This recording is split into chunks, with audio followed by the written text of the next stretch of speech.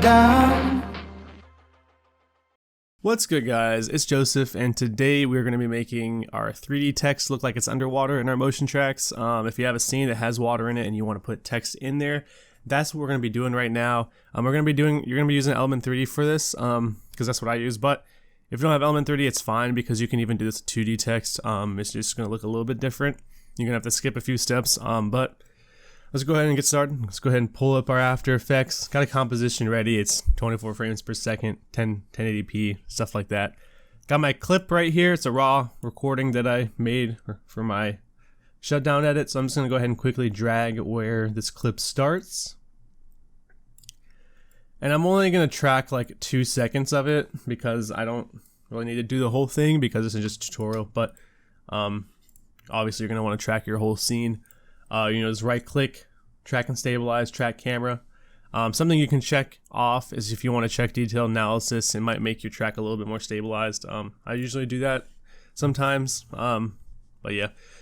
So I'm going to kind of walk you through what we're going to be doing here. We're going to be, after we track this camera, we are going to, put our 3D text in there and, just track it where we want it to be.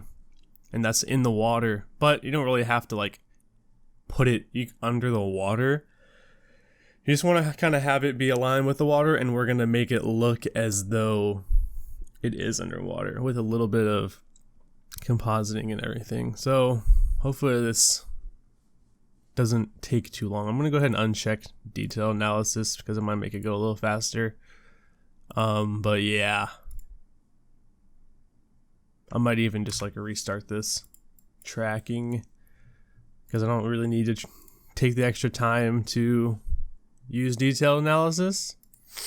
But yeah, that's pretty much gonna be it. Like it's just a bunch of like little tiny things you can do to make it look like it's actually being composited. So I'm just gonna wait for this to be done and then we'll be back. So now you can see I got my render points, track points here. And so that's great. I'm going to find some that I like. I'm just going to go ahead and click this one right here. This one looks pretty good. Or like one of these where I can get a nice flat, solid. I'm going to click that, then right click on it, and then create a solid in camera, or you can do whatever, null in camera, text in camera, whatever. I'm just going to create the solid.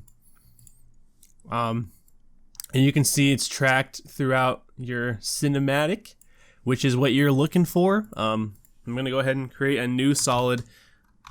I'm going to name it Element. I misspelled it, which is fine because it doesn't really matter.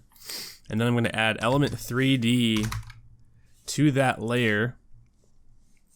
If you don't have Element 3D, just make a text, and that's all you have to do for this part. I'm going to go in my custom layers. This is pretty standard stuff. Custom text and masks. So I don't have a text yet. I'm going to go ahead and make my text, and then I'm going to name it Tutorial. The font's fine with me. I'm just going to hide that. Element 3D, go into custom layers, custom texts and masks, Tutorial. And then you're going to want to do custom texture maps, and then you're going to want to click your cinematic, whatever that's called, and that's going to be your texture map, and that's good. Okay. I'm going to go ahead and go into scene setup here, and we're going to, extrude our text. And I'm just going to leave it like that. I'm not really going to put any material on it yet. I'm just going to position it and then show you what is what here. Okay. And so now we got that. I am going to go into my track or my solid, press P on your keyboard to see the position. And then I'm going to Element and go into Group 1 because that's where our text is. And I'm going to go to Particle Replicator. I'm going to, copy all of these values right here and match them up with my Group 1. So it's more or less in the same spot. And what you're going to want to do is probably move it around just a little bit. You don't want to move it too far, or else it might start shaking a little bit, and then obviously you're going to want to go into your particle look and bump up the size. That might be good.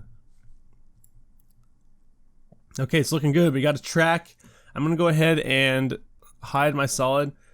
Now, this is what we're looking for. Obviously it might look a little bit distorted, but that's okay because we're gonna add a lot of distortion on it anyways. Before we make it look underwater and all that, I'm gonna go ahead and make some shadows. So what I'm gonna do, and you're gonna have to do this for, if you have element, you're gonna have to go through and do this. Go into your scene setup. And then you're gonna wanna make a new group folder and then have it separate from your original group. Make the second one group 2. And then you're gonna wanna go find some type of flat floor. I'm just gonna use this floor fracture. It doesn't really matter what you use. And I'm just gonna go in here and I'm just gonna rotate this and make it standing up. Okay, and that's it for that. You might even want to go to your texture. Let's see if we can look at what we have. Honestly, I'm just gonna leave it how it is because we're gonna change the texture here in a second. I'm just gonna go ahead and press OK and go through that same little bit that we did with the the text with the group 2. So you want to take the position. You're gonna want to go into particle replicator for group 2 and just copy these exact same values to your group 2. And then obviously we are going to want to move this to where it is right behind the text. And we are going to want to make it big. And then obviously we're going to want to push it back in Z space so it is like behind our text. But like almost touching. And then we're going to go into my scene setup. Then we're going to go into that group 2.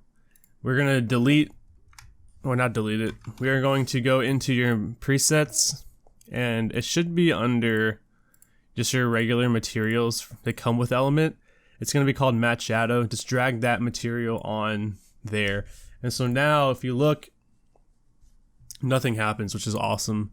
But we're going to go to render settings and we're going to go to ambient occlusion, and then we're going to enable it, and then we're going to mess with the intensity and all that. So now we're going to get some shadowing and all that stuff. I'm not going to show you like the best settings for this because you're going to have to figure that out for yourself. But that's how you get a shadow for that. It just makes it look a little bit more realistic. Okay, so now what we can do is if we go back into scene setup, and this is what I did for mine. I actually went in, you can find a material that looks good for your text, but what I actually ended up doing and going with was I just put matte shadow onto the text.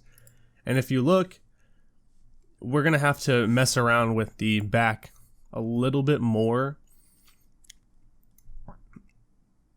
So if I move the position Z of group 2, you can kind of see that it's getting closer to the text. And we're gonna go over to the ambient occlusion and just mess with the settings to try to see if we can get a look here.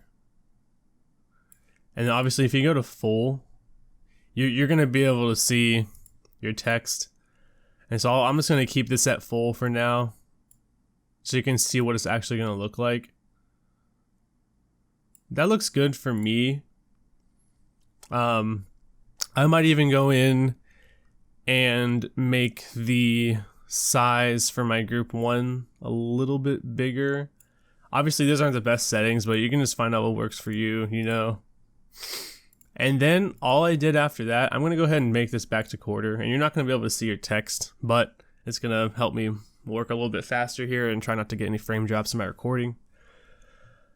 The next thing I did that really seals the deal, I'm gonna make a, let's see, I'm just gonna go ahead and go onto my element layer. I'm gonna add a displacement map to that, and then I'm gonna go to my displacement map layer and just go ahead and check your whatever footage you have.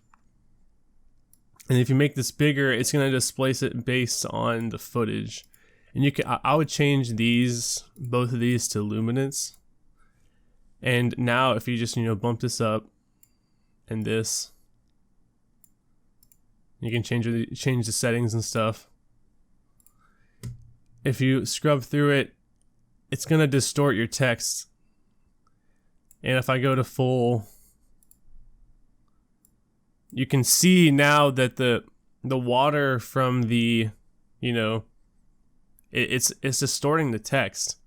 And that's what you're looking for. And that's exactly what I did for my,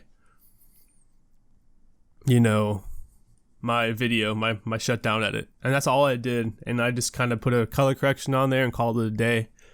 So that's really it. If you wanted to, you can animate the text going up and down with the water if you really wanted to, because the water's flowing down, or you're going to have it like rotate to letters rotate or whatever. But this is basically what I did to make it look a little bit distorted with the water, like as the water's moving.